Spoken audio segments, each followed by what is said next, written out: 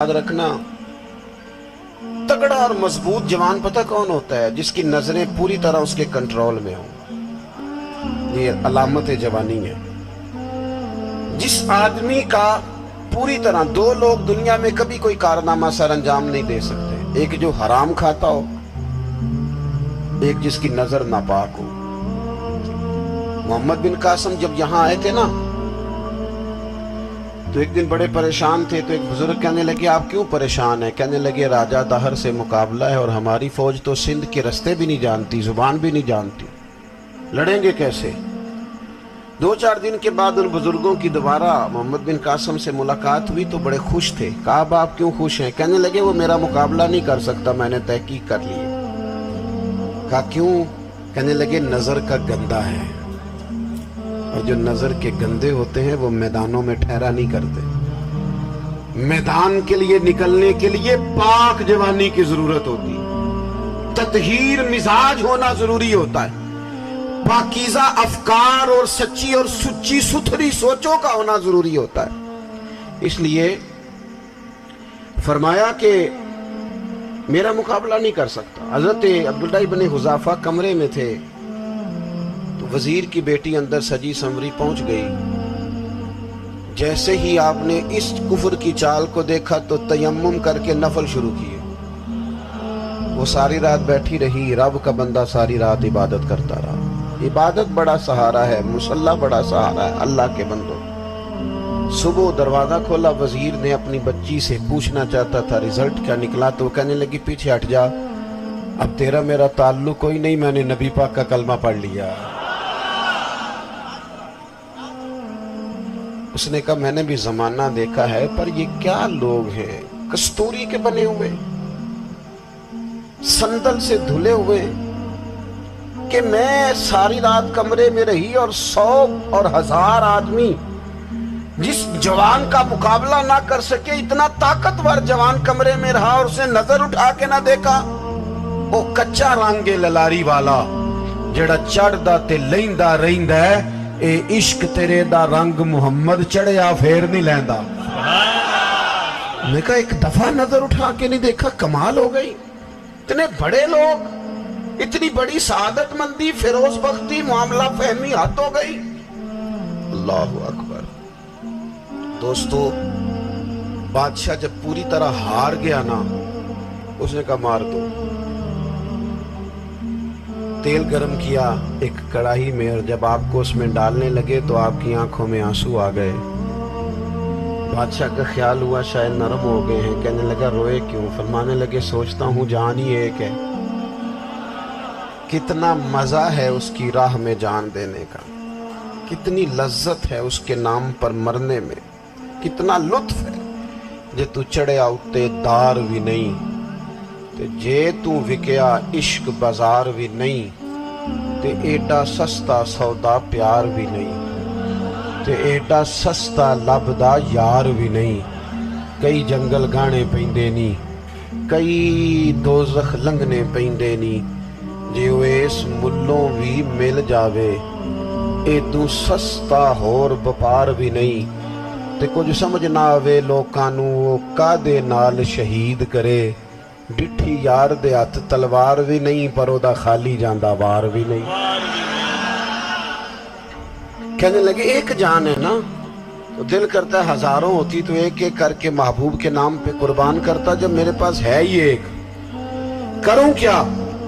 हजरत अब्दुल्लाह इब्न हुज़ाफा रज़ियल्लाहु ताला अन्हु जब रोए और बादशाह ने ये बात सुनी, तो बादशाह उठ के खड़ा हो गया, सारे वजीरों मुशीरों को कहने लगा, तुमने कहा था ना बंदा जाया करने वाला नहीं, ये भी जाया करने वाला नहीं। कहने लगा, मेरा माथा चूमो, तुम जैसे लोगों को कत्ल नहीं करना चाहिए, आजाद करना चाहिए। अजीज, अपनी जिंदगी से ना ये बहुत ज्यादा हिरस, हवस, तमा, और ये किसी बात की भी हो, हिरस सिर्फ पैसों की नहीं होती, शोहरत की भी होती है।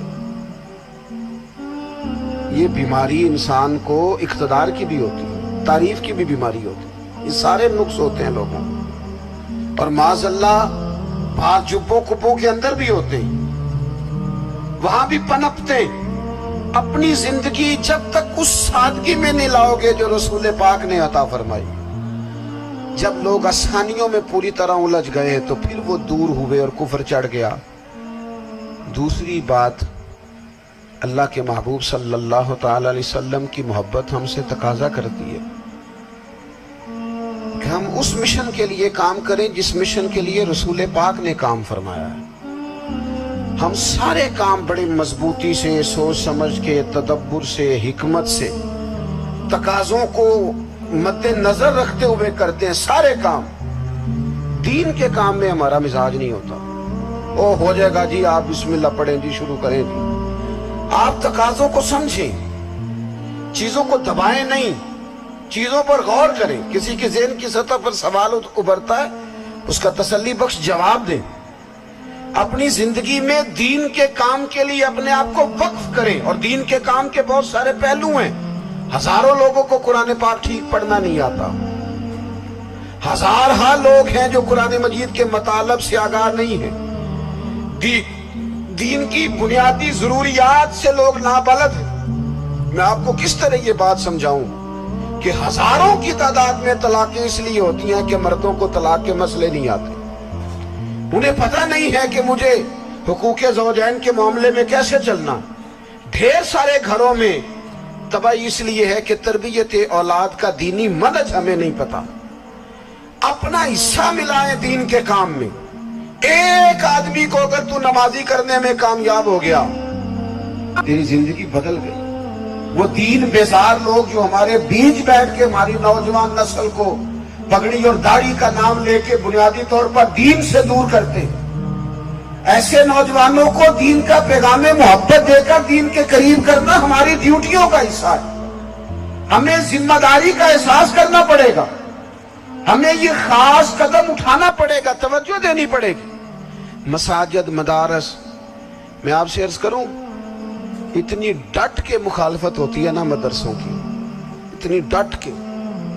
میں ادارہ چلاتا ہوں، اس کے چلانے میں جو مشکلات ہیں وہ تو ہم بتا نہیں سکتے آپ کو، اس لیے کہ میری قوم، میرا اس قوم سے تعلق ہے جو نعت خواں امیر کرنا چاہتی ہے، مدرسے نہیں، نقیب خطیب پیدا کرنا چاہتی ہے، شعر و شاعری کی زندگی کو پروان چڑھانا چاہتی ہے۔ فقط ہمارا ان لوگوں سے تعلق ہے جو لاکھوں کروڑوں روپیہ محافل پہ لگائیں گے، اور قاری صاحب بیچارے اگر مسجد کا کوئی ہونے والا کام کسی وقت بتا دیں گے تو وہ بڑی مشکل آ جائے گی ان کے لیے۔ یہ کیسے ہو سکتا ہے، آپ نے یہ ڈیوٹی بتا دی۔ مدارس، اور جتنا اہم رول دین کو پھیلانے میں مدارس اسلامیہ کا ہے، اتنی زبردست، لوگوں کا خیال ہوتا ہے میری طرح کے لوگ شاید کام کرتے ہیں، ڈیوٹی کرتے ہیں۔ یہ 10-15 لوگ آپ کو نظر آتے ہیں جو آپ کو کہیں میڈیا پر یا ادھر ادھر ڈیوٹی کرتے، مخلص لوگ اپنی جگہ پہ، وہ بھی بڑا ہی کام کر رہے ہیں، جو میڈیا پہ آ کے بھی اخلاص سے اور درد دل سے کو دین کی، ان کی بھی کسی بات کی حوصلہ شکنی نہیں۔ لیکن ہزارہا اساتذہ جو مدارس میں بیٹھ کے پڑھاتے ہیں، جنہوں نے وہ سارے لوگ تیار، آپ سمجھ نہیں سکتے کتنا بڑا کام۔ حفظ کا استاد جو ہوتا ہے نا، اس کی ڈیوٹی 24 گھنٹے ہوتی ہے، فجر سے پہلے، اور اس نے بچوں کو اٹھانا۔ تنخواہ تو ہم انہیں دینا نہیں نہ چاہتے جی، تنخواہ نہیں دی دی انہوں نے، ہمیں مولوی ابیر نہ ہو جانا۔ مولوی نو تے سوٹ بھی 27ویں والی رات دے ہی ہے تاکہ کدھر سوان کے عید والے دن پا نہ لوے، کیونکہ 27ویں تو بعد تے درزی پھڑتا ہی کوئی نہیں، کیوں حضرت ایسے ہی ہے نا، اس وقت تو نہیں نہ لیتا۔ تو ہم چاہتے ہیں مولوی ہماری مرضی کے ہماری طرح کا سوٹ نہ پہن لے۔ مدارس کی مضبوطی آپ یہ دیکھ لیں، یہ صلاح الدین ایوبی کا تعلق بھلا کس چیز سے تھا؟